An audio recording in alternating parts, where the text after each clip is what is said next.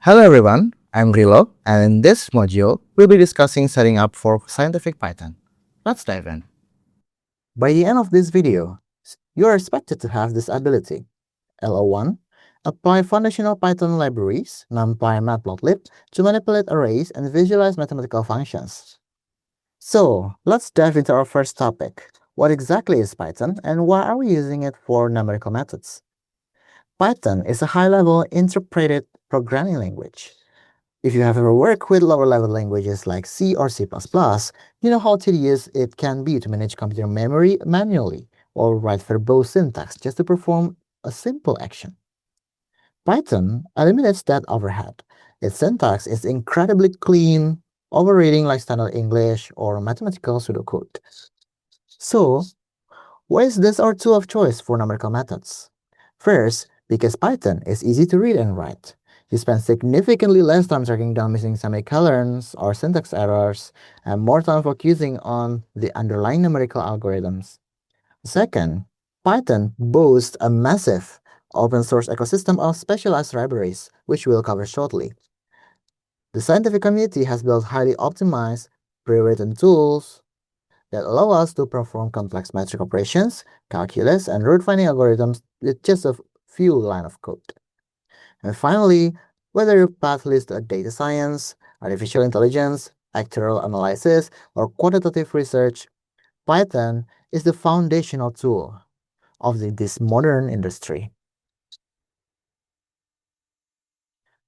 To write and execute Python code, you need a Python environment. Broadly speaking, there are two ways you can take: local installation or cloud environments. A local installation means installing Python directly onto your physical machine. For specific computing, developers often use distributions like Anaconda, which bundle Python with standard data science libraries and tools like Jupyter Notebooks. However, for this course, we are leveraging cloud environments, specifically Google Collaboratory or Google Colab.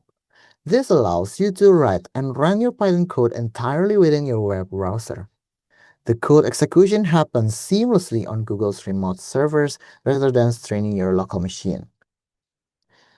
Why choose Google Colab for a numerical methods course? Numerical methods rely heavily on third-party libraries, NumPy, SciPy, and Matplotlib. Setting these up locally can sometimes trigger stressful dependency conflicts, depending on your operating system. In Colab, these essential libraries come pre-installed. Additionally, Colab notebooks allow us to mix interactive Python code cells with rich text cells. As you can see right here, we can document our algorithms, write out complex mathematical formulas using standard LaTeX syntax, like the Newton-Raphson formula shown here, and execute the code right underneath it. Best of all, because it runs on the cloud, it ensures fast computation regardless of your personal computer's hardware. At its core, before we get to complex algorithms, Python can execute mathematical operations just like a highly advanced scientific calculator. Let's look at the basic arithmetic operators you will use constantly. For addition, we will use the plus sign. For subtraction, we use a minus sign. Multiplication, an asterisk. Division, a forward slash. Take note that division in Python always returns a decimal value, known as a float, even the number divided perfectly. And if you look at this code cell here, we can instantly see the output spread right below.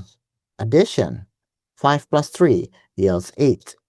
Multiplication, 4 times 6 yields 24. And 15 divided by 2 gives us 7.5. Now, let's talk about two other crucial operations, exponentiation and the order of operations. In numerical methods, we constantly deal with powers like x squared or x cubed in Taylor series. In Python, exponentiation is written using a double asterisk. Do not use a caret symbol, because as it does represent a completely different logical operation in Python. So we use double asterisk to represent the power. And it is also vital to remember that Python strictly follows the standard mathematical order of operations, often referred to as PEMDAS, parentheses, exponents, multiplication or division, addition or subtraction. Look at the code example on the screen. If we evaluate 10 plus 2 times 3 without parentheses, Python multiplies 2 by 3 first, getting 6, and then adds 10, resulting in 16. However, if we wrap 10 plus 2 in parentheses, Python evaluates that first to get 12, multiplies by 3, and gives us 36. Always use parentheses defensively to guarantee your mathematical formula calculates exactly how you intend. In numerical methods, we rarely just calculate an equation once and stop. We typically run iterative algorithms like the Bayesian method that repeat the calculation over and over until they get close enough to the true answer. To tell Python when to stop, we use logical expressions that evaluate to either true or false. These are called booleans. To compare values, we use comparison operators. To check if two values are equal, we use a double equal sign. Be careful, here, a single equal sign is used to assign values to variables, while the double equals checks for equality. We also have not equal to, greater than, less than, and greater than or equal to, and less than or equal to. Look at code cell 3 here.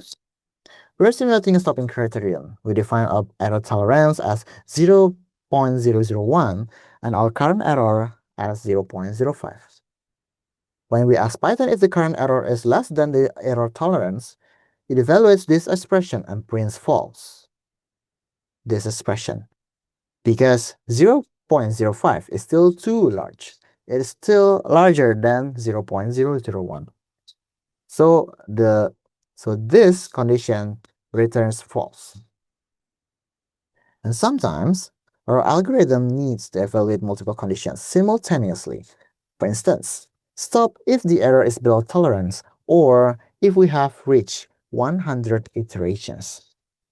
We combine these conditions using logical operators and or not. And requires both conditions to be true, or requires at least one condition to be true, and not reverses the Boolean result. In code cell 4 here, even though our error isn't acceptable yet, referring to the previous cell, we can see that our current iteration is 105, which is greater than our maximum limit of 100. Because we use an OR operator in this expression, the overall assessment evaluates to true because we have current iteration is greater than or equal to max iterations, returns true, and OR needs only one of them to be true. Already in the program that this time stop.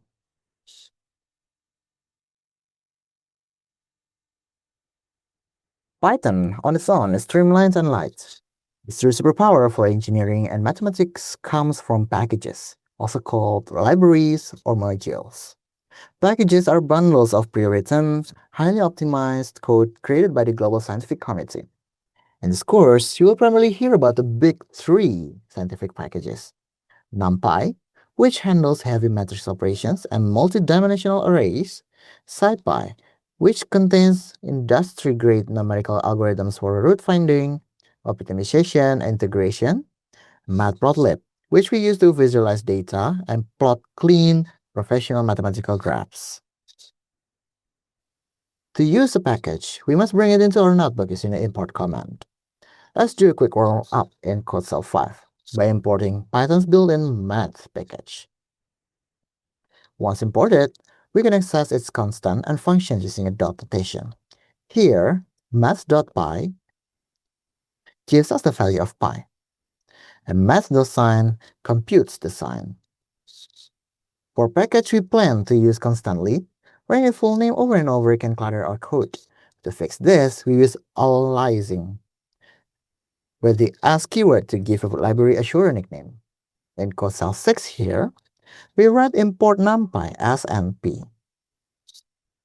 This is a universal convention in the Python community. Now, Whenever we need NumPy, we simply write np.sqrt to find a square root, for example. Instead of you fully write numpy.square root, keeping our numerical code concise and clean. And finally, let's look how Python handles data in memory. As our numerical loops run, they generate errors, approximations, and iteration counts. We store these values by assigning them to variables using a single equal sign. Python automatically detects what kind of data you are storing, known as data types. The three most common basic types you will encounter are integers, whole numbers like iteration counts, floats for decimal values like error tolerance, and strings for text data. In Code Cell 7, you can see how we assign these types and print them cleanly using an f-string format, like this. But what happens when you need to store multiple values together, such as a sequence of successive error approximations across 50 iterations? In base Python, we use a data structure called a list.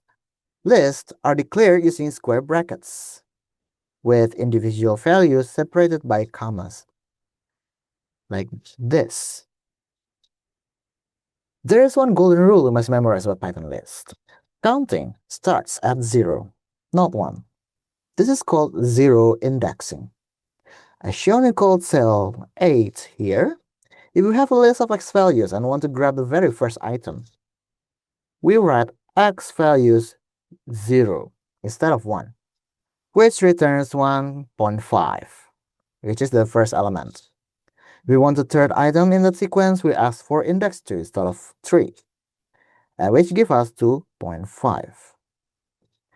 Keep the zero indexing in mind as it forms the bedrock of how we will manipulate data arrays in our upcoming sessions.